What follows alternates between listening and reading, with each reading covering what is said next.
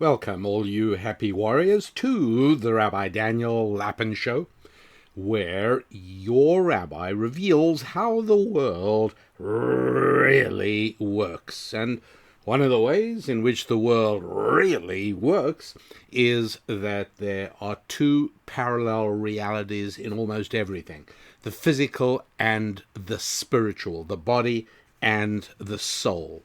And today we want to talk a little bit about something we all do just a teensy-weensy little bit too much. This is a human activity that many of us engage in just a little too wholeheartedly. And what am I talking about? Well, you've already guessed. Eating is the topic. That's right. Look, the good Lord gave us basically three strong appetites: sex, money, and food. And they operate very differently. Part of the spiritual roadmap to appetites is that the sex appetite is kind of interesting, in that the way it works is that the more it is indulged, the hungrier it gets. The less it is indulged, the more ascetic it gets. Money operates differently. The more it is indulged, the more the appetite grows. The less it is indulged, the more the appetite grows. Makes no difference. The appetite is there all the time. And food is different from each of those preceding ones. With food, the more it is indulged, the less you need for it. In other words, there is such a thing as people say, "I'm stuffed." What a terrible expression that is, isn't it? But people say that. "I'm so full I couldn't eat another thing." And then you stop eating, which is different from the appetite for money. And then, of course, the less the appetite for food is indulged, the hungrier you get, the more you want. So that is the last one of the three that I want to talk about. We humans do tend to overindulge, I suppose, in all three, really. But it's mostly the third one we're going to talk about. Why do we eat more than we should? After all, animals don't. And before you jump in to correct me there, let me clarify that I'm not talking about hibernating bears. Yes, it is true that late summer, autumn, and fall, as winter approaches, bears the only bears I know are in British Columbia and Alaska. And no, I don't know them personally, John. Thank you very much. No, I'm familiar with them. They will gobble up as much salmon as they possibly can. Why? Because there's going to be a long winter hibernation where they will survive on the fat that they've stored. Migratory birds eat a lot before they set off on their incredible, inexplicably amazing flights. And so humans do, for no reason, we overeat. Animals do not do it, with the possible exception of goldfish. If anyone has, in fact, had children try to keep goldfish, if you're not careful, if you give them more than you should, they don't stop when they've had enough. Like almost all animals, they're much more like people. They'll just eat till they die. And that's exactly what happens there. Now, what some of the behavioral biology textbooks say, they say, well, look, human beings just eat more than is good for them because we evolved in conditions of scarcity of food. And so when we get food, we eat a lot of it. So what they're saying is, the reason that animals don't overeat is because they're always in a shortage of food. They're in competition with other animals, and there's never quite enough food, so they don't. I dismiss that.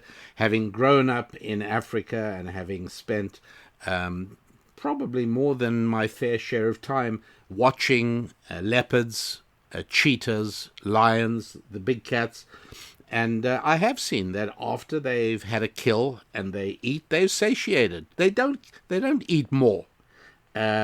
Human beings do, not, in my view, because we evolved in conditions of scarcity. Now, I dismiss that explanation for human beings. The reason why we will eat too much is because these are appetites. Food is an appetite, And the good Lord gave us the challenge of perfecting ourselves during our time on earth in preparation for the eternal world to come, to which it would be nice to arrive in some state of improvement over what we are right now. So we're obviously looking at how do we improve ourselves in this area of eating, right? What do we do? Well, first thing to note, I think, is that you've got to ask yourself why so many young people nowadays suffer from eating disorders that were virtually unknown a generation or two ago. Or, if you certainly want to sort of take it back to 1962, go back and look at the literature of the period. Look at the medical stuff if you're interested. No talk. You don't find the stuff about eating disorders.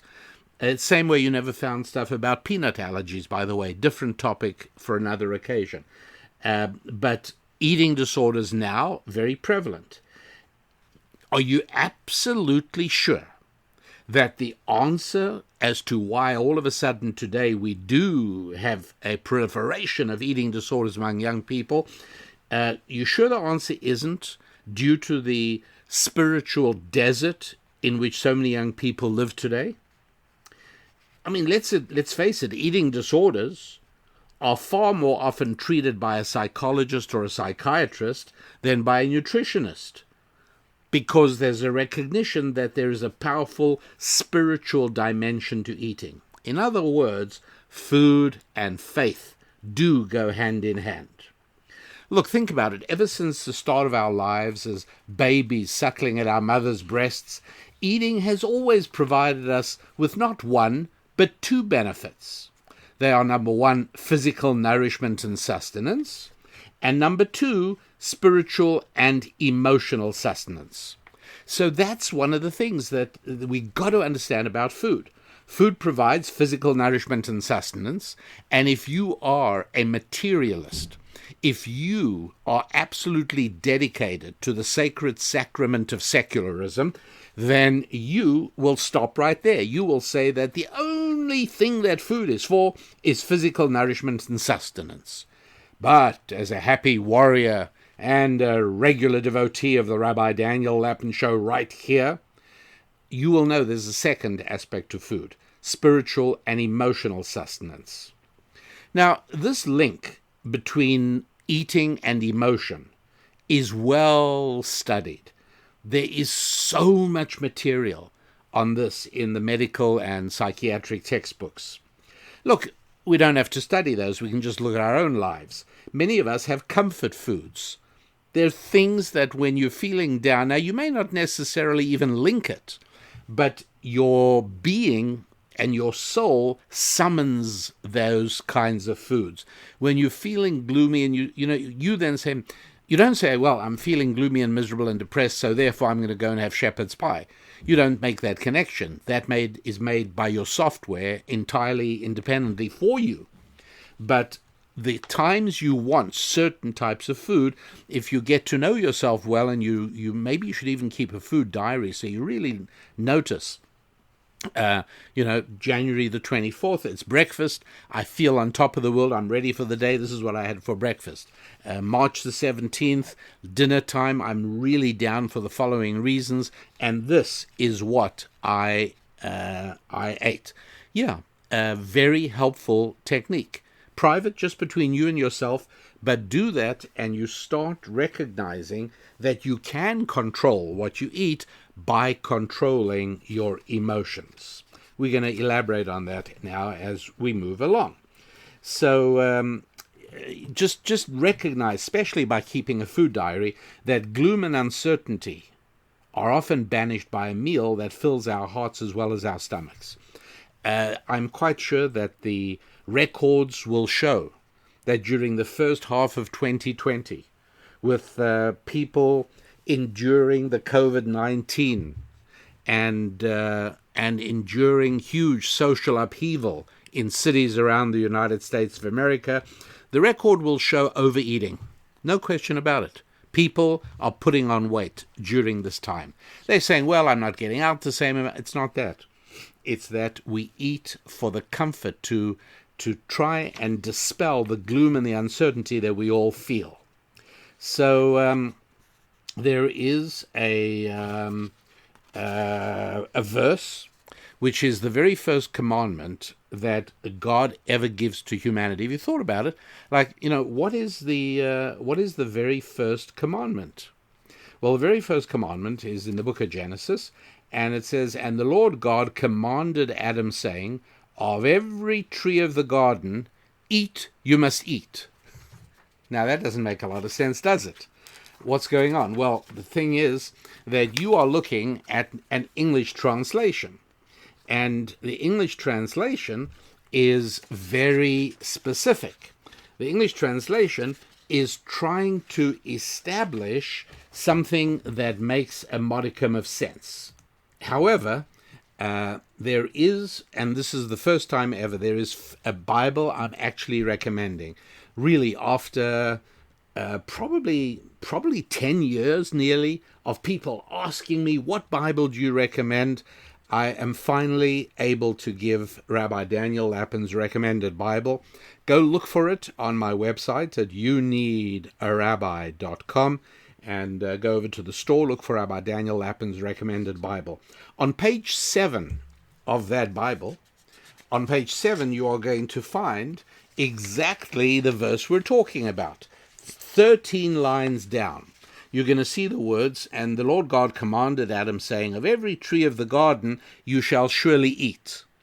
But that's not what, and here, even though the translation is, as good as one gets these days, it doesn't do what ancient Jewish wisdom intends it to do. So I'm going to let you past the bouncer at the door, and I'm going to let you in to the very special elite club of people who actually know what the Bible means. And if you look in this Rabbi Daniel Lapin's recommended Bible, page 7, you will actually notice that the two Hebrew words that are being translated as "you shall surely eat" are actually the same word. And that's why when I translated it, you heard me saying, "And the Lord God commanded the Adam, saying, of every tree of the garden you shall eat, you must eat." What's going on there? Answer, because ancient Jewish wisdom explaining that God's very first explicit directive repeats the verb to eat, to tell us to perform two separate and distinct acts with every single mouthful. Do you see where we're going? I'm sure you already catch on. We are to eat for both physical and spiritual reasons. And that way, we extract the full benefit from every morsel of food. And I'm sure you're beginning to get the hair on the back of your neck starting to stand up, because you are now just beginning to gain a glimpse into a reality about food that you never, ever dreamed of. Now, look, our Creator, he surely knew that in the future, scientists could easily find ways to fulfill our body's needs through tablets or intravenous drips or infusions, bypassing the fruit and the vegetables and the animals and the grains and the fish that he provided for us. No, he didn't do that. God didn't speak in terms of developing condensed packages of dried food or tablets or concentrated liquids. No, because machines need fuel, human beings need much more than that. Human beings must eat. And although hardcore secular materialists will assume that food has no function other than being fuel to keep our bodies heated, providing us with energy, people who understand how the world really works know full well that there's much more to eating than just fuel. I mean, it is fuel, isn't it? I mean, after all, a meal for a human, you could say, is the equivalent of adding wood to our fireplace. After all, our body temperature must be maintained at about 98 degrees Fahrenheit. And just as a home furnace converts firewood or coal or oil or natural gas into heat, so our bodies convert the food into heat. Naturally, when we are famished, we feel cold, right? So that all makes sense. I get that. But here's the big but. The big but is if food is just fuel, then why, my happy warriors, do we crave steak and fries today, and eggplant parmesan tomorrow, and spinach quiche the next day? And that's not me, by the way. Real men do not eat quiche. That's all there is to it. But you get the point. The point is that if it was just fuel, we'd go ahead, you just eat whatever it is. We would just eat celery and peanut butter every day. After all, you don't fuel your fireplace with wood today, coal tomorrow, natural gas the next day, just so it should have some variety. Clearly something else is going on. Food is obviously far more than merely fuel. Now, how weird is it? Think about this. How weird is it that we absorb nutrition through the same facial orifice from which our voices emerge? I mean, generally speaking, dedicated functionality seems to be God's design. After all, we don't smell and hear through our ears. We smell through our noses and we listen through our ears. There is a very important exception, which I've written on and spoken on in the past, in which males differ from females, men are different from women, where men have an organ that is multi-purpose, and women don't. Women have specific, dedicated organs specific to each function. Mouths are things that both men and women have, through which we insert this food and this fuel, but it's a multi-purpose appliance. We eat with our mouths, but we also use them for speech. Now, I personally am not sure what biologists say is served by the mouth doing both, but I do know what ancient Jewish wisdom says about the mouth serving both as a fuel intake and as a vocal outlet. One obvious thing is, I'm sure, something, if you stopped for a moment and thought about this, you'd probably come up with the idea that just as what we take into our bodies can be either healthy or harmful, you can take in wonderful, good-tasting, healthy foods, or you can take in toxic poisons. So the words that come out of our mouths can either heal or hurt. They're also of two different kinds. So that's one clear similarity between food and words, and both coming using the same mouth. Speech is a uniquely human function. Right? There are no animals that talk. No, John, Coco the gorilla does not actually talk. And animals don't talk, but human beings uniquely, of all the creatures on the planet, human beings speak. But eating is common to all creatures. Sharing that same orifice for both functions reminds us that in the same way that that mouth is used for a uniquely human function, speech, so we should also take care to eat in a uniquely human way, in a way that provides spiritual as well as physical nourishment.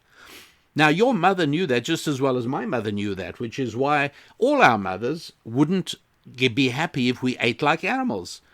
And I've told you the story. I mean, I walked around with marks of my mother's 4 fingers of her right hand on my face for about 7 hours when I slurped my soup, and she said, "Stop doing that." And I said, "Why?" She said, "It sounds like you're eating like an animal." And I said, "Well, what's wrong with that? I was an ignorant, stupid kid. I said, so there I am. I am an animal. Well, she came over and whap, did she give it to me. And it kind of made the point. I kind of got it. But I certainly saw how vehemently opposed she was to the idea that we eat like animals eat. And this is where this idea comes from. In the same way that speech, what goes out of our mouths, is uniquely human, so what goes into our mouths should be dealt with in a uniquely human kind of a way.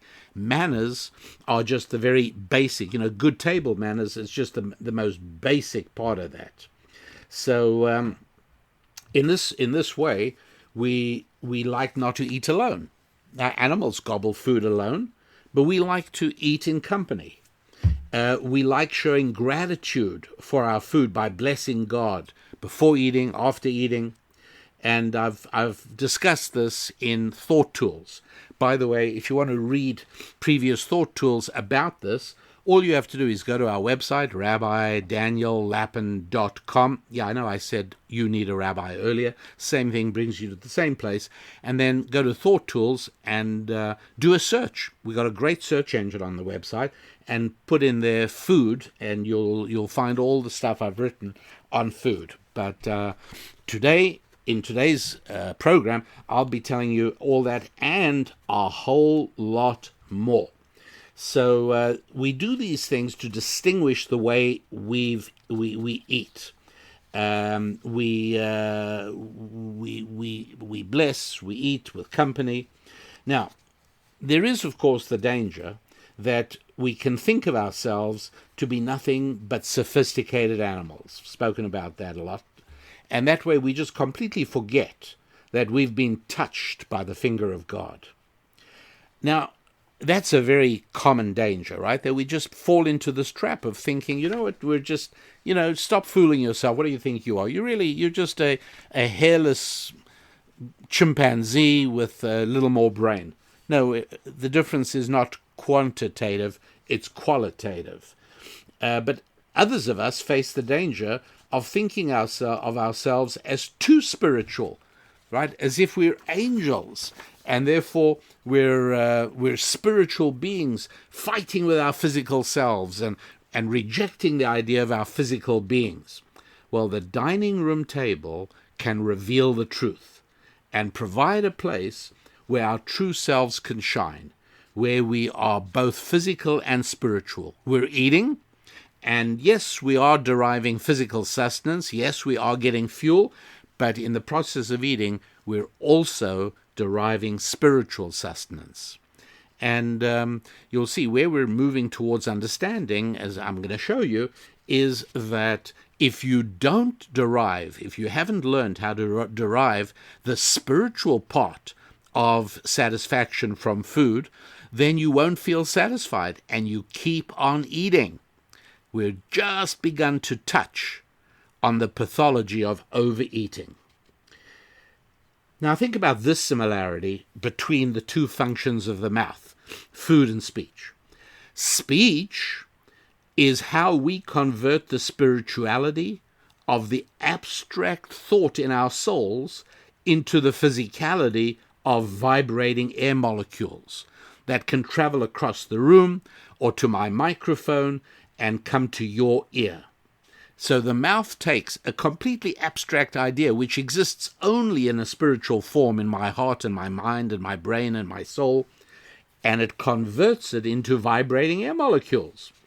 Now, eating does the reverse. Eating converts the physicality of food into the molecules of nourishment that make possible for me to continue conceiving abstract thoughts and spiritual ideas and using that same mouth to convey them to you. So the mouth takes the physical world, converts it into strength for a spiritual being, and the mouth also takes the creations of that spiritual being and turns it into physical that everyone else in the world can hear. Now think of a baby, right? A baby forms its very first relationship with its mother through its mouth, right? You can't discuss the writings of Plutarch with your baby. You feed the baby, and babies gain far more than merely nourishment when their mothers feed them. It's one of the reasons that a lot of people are very, very big on breastfeeding. And you can see they talk about the bonding that takes place between a mother and a baby during the breastfeeding process. When you hold the baby and put a bottle in its mouth, it's not exactly the same. It may be getting the same nourishment, but it's not getting the same spiritual bonding that's going on. This is one of the reasons many people do feel vehement about that. So if babies build up the special relationship through eating, it's no surprise, shouldn't be a surprise to us, that we adults also have a spiritual relationship with food. Most of us do have certain comfort foods that alter our moods.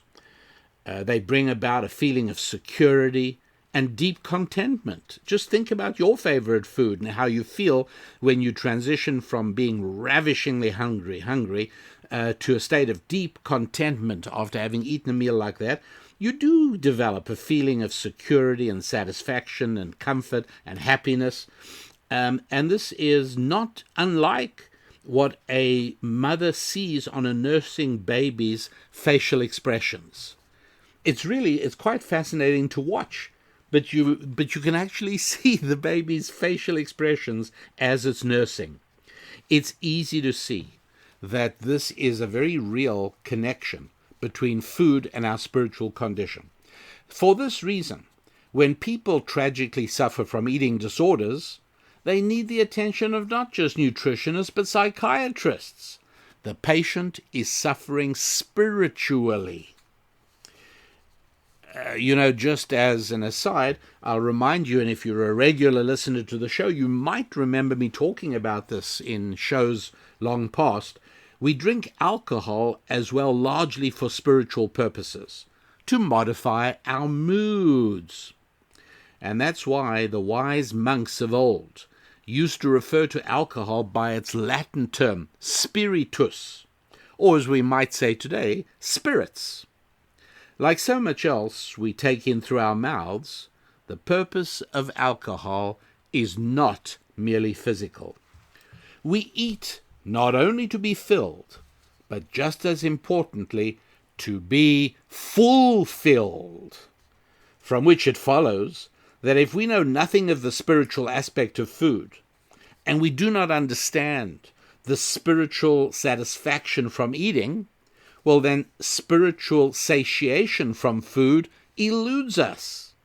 The terrible result is that we keep on eating. We keep on eating and eating and eating, desperately seeking a feeling of fullness which never comes. Eating only for the physical assures that we don't stop once we have eaten as much as the body needs, because we have not extracted the spiritual nourishment that the soul needs. Sadly, we just keep eating and eating and eating and eating. But if we were able to extract the spiritual nourishment, our bodies would receive the message, enough, I'm fulfilled and filled. So there's a very interesting verse in Proverbs. And I'm very cautious about drawing comprehensive lessons from one slogan or one verse. You've got to look at everything. But interestingly enough, this isn't the only time in Proverbs. In Proverbs chapter 21, verse 23, and for those of you using Rabbi Daniel Lappin's recommended Bible, and just go to our website and order it, will you? You'll find it's a very, very worthwhile investment. You're talking about something that will stay in your family really for forever. It's Rabbi Daniel Lappin's recommended Bible. You will find it on our website at youneedarabbi.com.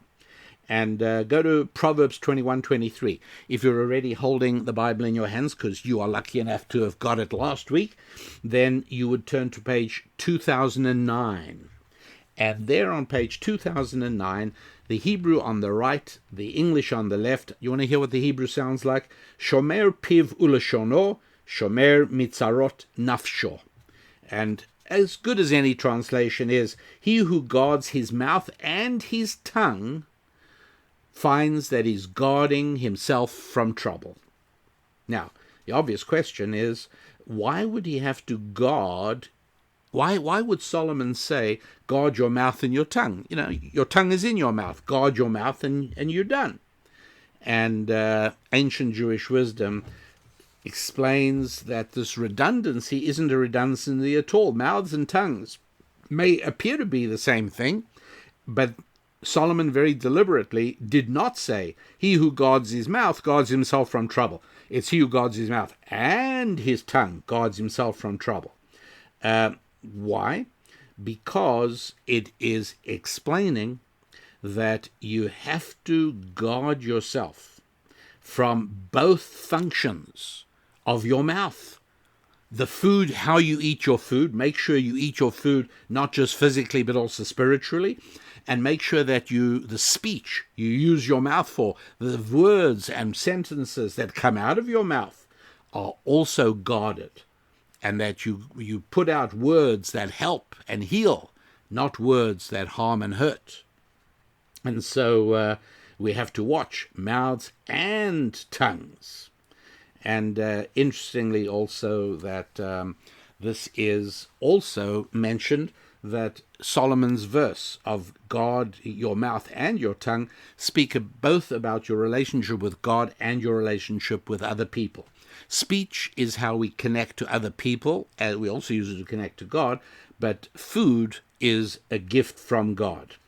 And so we've got to learn, and this I think is a useful thing, and I'm always trying to explain these things in a way that is okay, understandable, and persuasive for somebody who's not religious, because I'm very happy that there are many people who are not religious who listen to the show. I even know there's some people who proudly proclaim themselves as atheists who literally do not miss a single one of these shows. And so I want to respect all listeners, and although nobody misunderstands where I'm coming from, at the same time, if I explain it exclusively in religious terms, it becomes difficult for an atheist to be able to fully understand and absorb what is going on. So I want to say that eating is intrinsically holy, and it's a way of serving God. Isn't that interesting?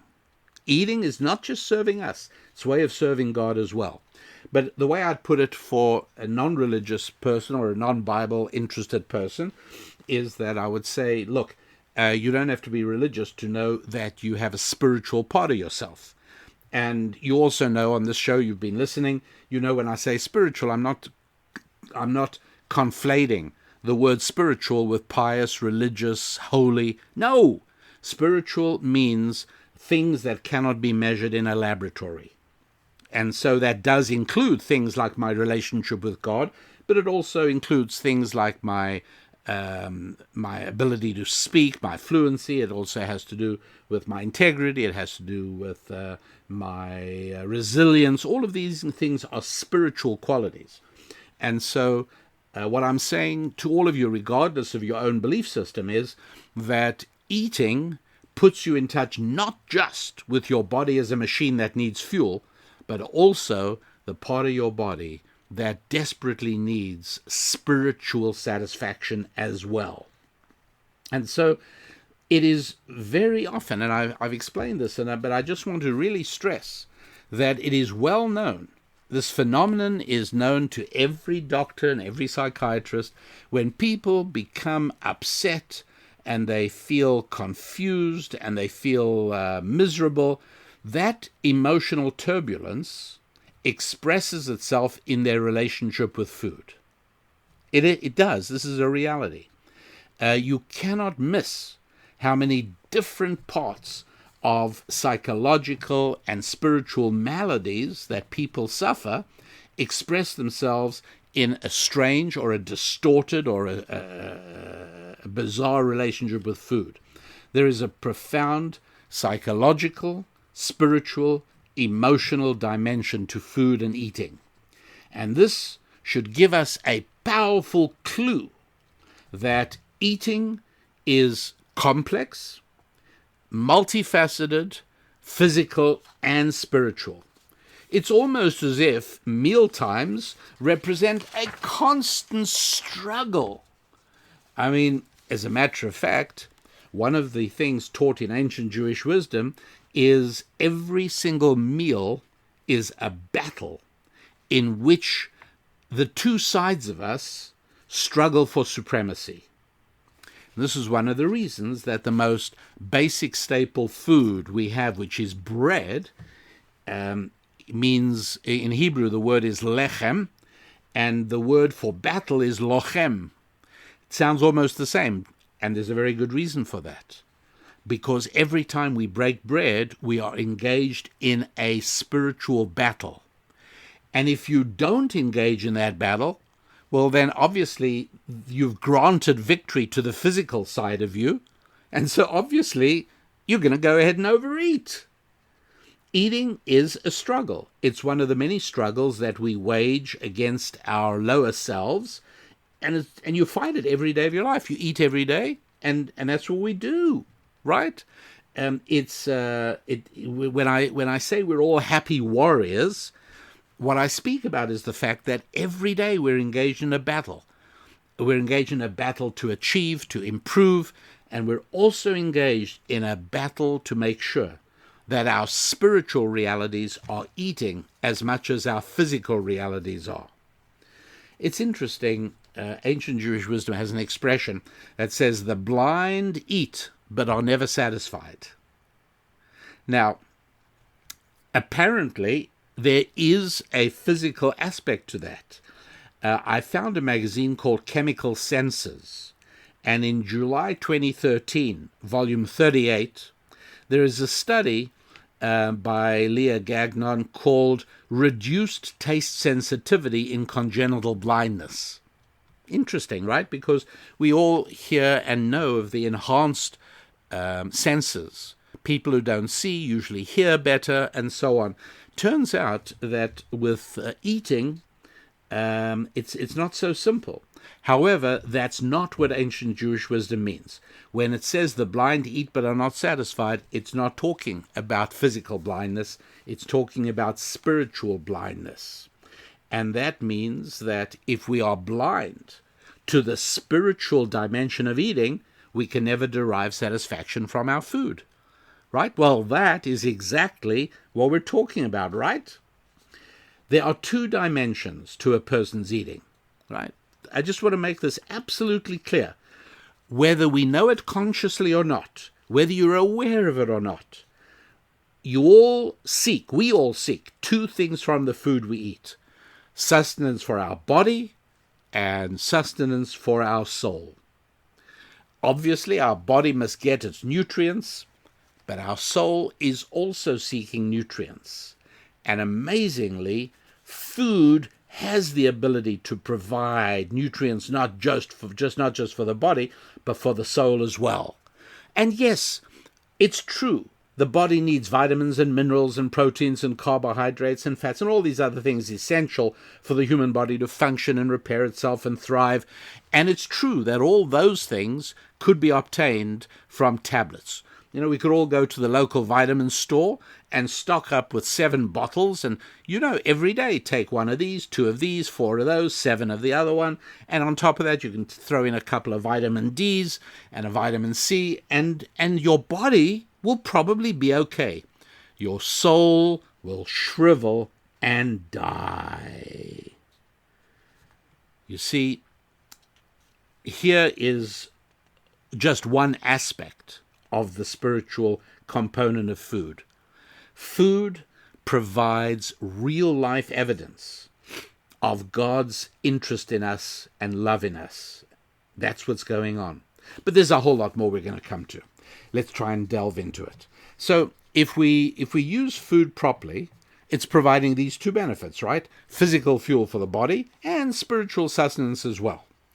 But needless to say, if anybody is oblivious to the spiritual dimension, then he's really losing out very, very badly.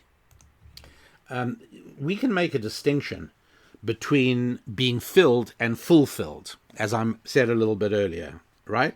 That we eat food and we get filled physically, but if we also know how to derive the spiritual satisfaction of food, then we are fulfilled. So you could say that we eat to be filled and fulfilled.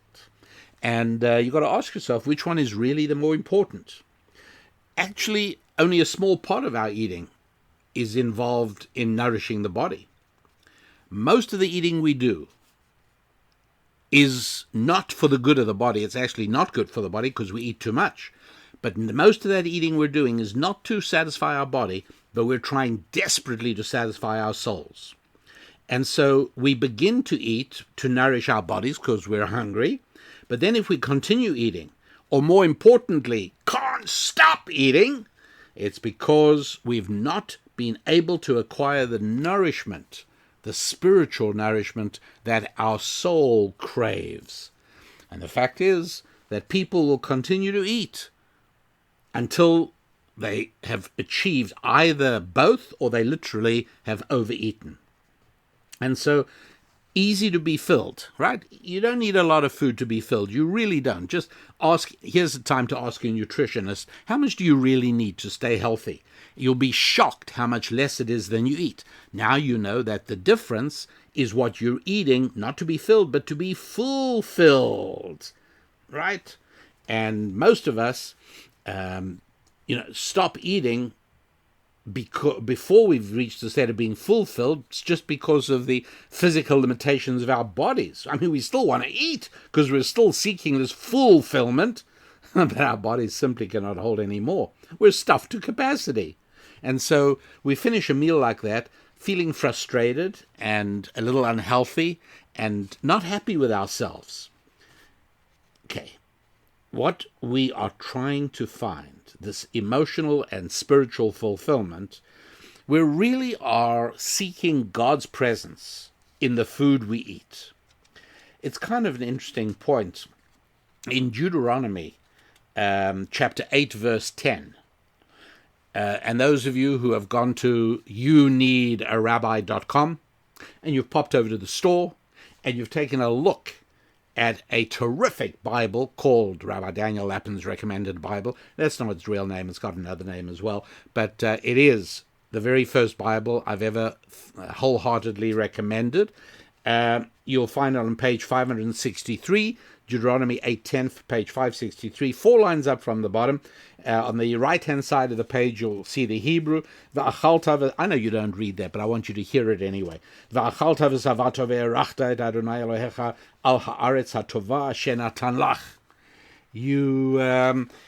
shall eat, and you shall be satisfied. What kind of satisfaction? Aha, that's the question. Then you must bless, I put in a word that isn't there. And you shall bless the Lord your God on this good and spacious land which he has given to you. What's going on there? When you've eaten your fill, you've still got to give thanks to the Lord, because that's part of making sure that you do extract the fullness. Do you get it? You shall eat and be satisfied, and you shall bless God, because then you're not stealing from him, right? You're thanking him for it. Imagine somebody gives you something. You know what it's like? Have you ever seen people who don't say thank you to a waiter in a restaurant? Don't you hate that? A person, you're getting good food and you don't say thank you. So if you're not saying thanks to the Lord for food, either before or afterwards, then by definition, you are already depriving yourself of part of the spiritual benefit. Now, I'm not saying this is easy to do, by the way. There's a lovely expression in ancient Jewish wisdom which says it's far easier to fast for God than it is to eat for God. Supposed to do both, right? Many people fast for God from time to time. And I'm not saying it's easy, but it's easier than eating for God, because that's the challenge. If we can successfully learn how to overcome this ultimate challenge of eating for God, then we are going to be doing our bodies a huge service by learning to be able to eat enough to be filled and fulfilled. And that's a whole lot less. You need far fewer calories than people who are eating just to be filled. Food is, in fact, a glorious opportunity to become close to God. How lovely is that? It's beautiful. Look, if we were King David, we wouldn't have any trouble with this. But we're not King David. We are ordinary, flawed human beings with all our accumulated mistakes and all our accumulated regrets. But King David learnt from his mother. And he actually reports and he says that it was with his mother's milk that he began to learn. That's the idea. And so now, again, if you don't know what to say, if you're wondering what is the best thing, if you're not religious but you nonetheless want to try and come up with some kind of saying something that'll help you eat mindfully of your spiritual reality, one really nice thing is Psalm 145, verse 16. It's only 7 little words in Hebrew, and in Rabbi Daniel Lapin's recommended Bible, which you need to get. Believe me, it'll be a family heirloom. And you will love seeing the graphical depiction of the Torah scroll on the right-hand side of the page. And don't be surprised if the more we hang out together, don't be surprised if you in fact start picking up some Hebrew, because we are going to help you do that also. But for now, go to my Bible, and there on page 1967, page 1967, is Psalms 145, verse 16. Poteach et yadecha umasbia lechol chai ratzon. You open your hands, right, speaking to God. But the reason I like this for everybody is because, again, if some of you are not Bible believers, you're not inclined towards religion, then you don't want to say a prayer to God, right? Well, this just says you open your hand and you bring food to every living creature. And that's so beautiful. So that's something that could work for everybody. And so what we've been talking about actually is exactly what King Solomon said specifically. This one you got to see, right? Go to my Bible and go to page 2149. And for those of you who don't yet possess Rabbi Daniel Lapin's recommended Bible, you go to the book of Ecclesiastes, chapter 6, verse 7. Listen to this. When a man works to feed only his physical mouth, his soul never becomes satisfied. There it is, my friends, you happy warriors. The great wise King Solomon said in one verse what I have been struggling for the last half hour to explain. And that is, when you feed only your physical mouth, your soul never becomes satisfied. Beautiful, beautiful verse. Ecclesiastes 6:7, page 2149. So regaining our spiritual relationship with food is the only way to curb our appetite. Once we're getting not only our proper physical nourishment, but also our spiritual nourishment, we're much more easily able to stop eating when our bodies have had enough. Obesity was never part of God's plan for our bodies. And honest to goodness, right, I know, many of us, so I know it's true for me, I feel embarrassed when I look at me in the mirror. I really do. And I think to myself, you know what?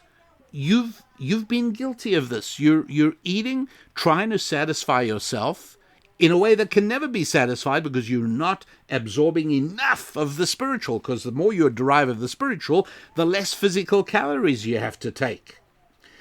Obesity was not part of God's plan for our bodies. But as society becomes ever more secular, and let alone what's happened in the last year or two, but in general, as you know, I sort of time it from 1962, approximately. Could be a few years either way.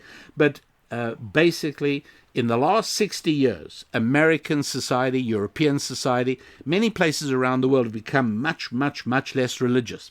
One of the things I love about being in Africa, in many, many parts of Africa, and we have lots of listeners all the way from South Africa, Zimbabwe, Zambia, all the way up, and Kenya we got listeners.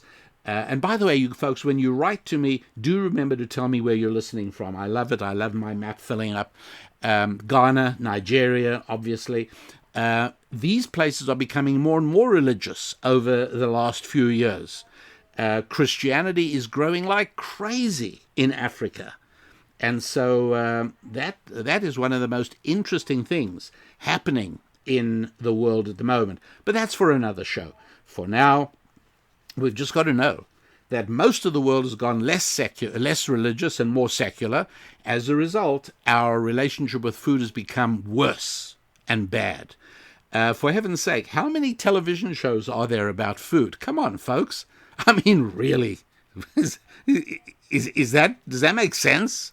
Yes, it does. If you're constantly trying to get satisfaction from food, but you've ruled out the spiritual avenue, you've made sure you'll never get satisfaction, but that doesn't stop you from keeping on trying. It's the same way with the appetite for sex I discussed. Again, we'll discuss that more fully at another time. But again, if you eliminate the spiritual content of sex, you become obsessively preoccupied with sex. And the reason is you're seeking a satisfaction that simply never arrives. So let's look at just 3 tips. With this, I'll bring us in for a landing. And this show, a little bit shorter than usual. We're going to come in under an hour for this show. What do you say to that? 3 of ancient Jewish wisdom secrets for healthy eating, okay? Obviously, they all focus on emphasizing the spiritual.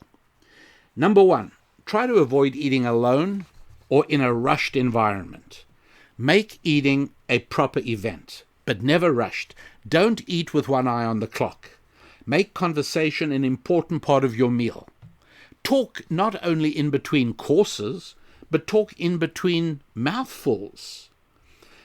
Here's an interesting thing. God made it impossible for our bodies to both eat and speak simultaneously. By the way, if you don't believe me, try that sometime. Do it alone because it's an ugly sight. But try it. You'll see you can't swallow and talk at the same time. So listen while you're eating and chewing and swallowing. Speak while other people are eating and chewing and swallowing. But the more you do that, the more avenue you give for spiritual satisfaction to enter the entire meal process. Number 2 is pretty obvious and straightforward, and that is place smaller amounts on your spoon or fork. And the reason is not to fool yourself or anything. I don't believe in that. But place smaller amounts on your spoon or fork to enable you to savor each mouthful, to extract the fullness of taste while concentrating on the miracles of a few inches of topsoil that make this possible, and a loving God who makes the process of fueling your machine so delightfully pleasurable. And above all, do not swallow inadequately chewed food, but savor it. While you're chewing, focus on the taste. And you can tell when people are gobbling down their food because they resemble certain animals that gobble down their food, because animals are just satisfying a physical thing. But because God created animals differently from the way he created human beings, animals will stop eating when they've had enough. But with human beings, we'll only stop when we've reached being filled and fulfilled, or else when we are so repugnantly and disgustingly stuffed that we can't eat anything else. But what a shame it is to do that to our bodies.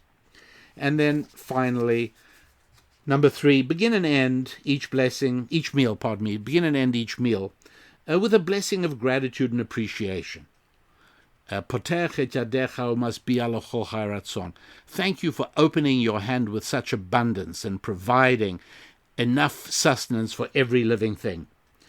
Begin and end with an expression of gratitude and appreciation. And I think that if you learn to bracket the eating process with these short statements or prayers, they help to trigger the spiritual and emotional aspect of eating, which will telegraph the feeling of fullness to your body just as soon as your body's actually had enough, which will be long before it used to keep eating until. I hope this all helps you, and I'm pretty sure it'll make sense to you. If it doesn't, please just listen to it again, because there's a lot of stuff packed in here. But the basic idea is one that I think every happy warrior will enthusiastically embrace and adopt into their healthy lifestyle of good living. So all of that is for your good and to improve your life so that all the 5 F's in your life can be even more satisfying and even more fulfilling. The website, RabbiDanielLapin.com. Make sure that you are subscribed to Susan's Musings, which are always controversial. Ask the Rabbi, always interesting, by the way. The current Ask the Rabbi was a fascinating one. It was from Jennifer, who makes much more money than her husband, and she wisely is aware of the problems that, and the pitfalls, as she put it, that this can bring. And she identifies some of them and some of the things she's trying to do in her family. And Susan Lapin and I provided a very comprehensive and lengthy answer, which identified a few things in her marriage that she didn't say, and then she wrote right back. And one of the very first comments in the comments section after the Ask the Rabbi column is from her making some corrections. So I found it all very interesting. You will too. That's at RabbiDanielLapin.com, the Ask the Rabbi page. And or you need a rabbi, and then go to the Ask the Rabbi page. And then finally, make sure you stop by the store and please pick yourself up a copy of Rabbi Daniel Lapin's recommended Bible. It's the Bible I will use as reference from here on outwards, but it's also a very beautiful thing to have on your bookshelf and a beautiful thing to use when you want to reference a Bible or when you want to study a verse. It's terrific. That's as far as we're going to go right now, my friends, bringing us in under the wire for an hour, like I told you, and it is time for me to wish you a wonderful and filling and fulfilling week in your finances, in your faith, your friendships, your family, and your physical fitness. That's what this is about, because everything is linked together. Until next week, I'm your Rabbi, Rabbi Daniel Lapin. God bless.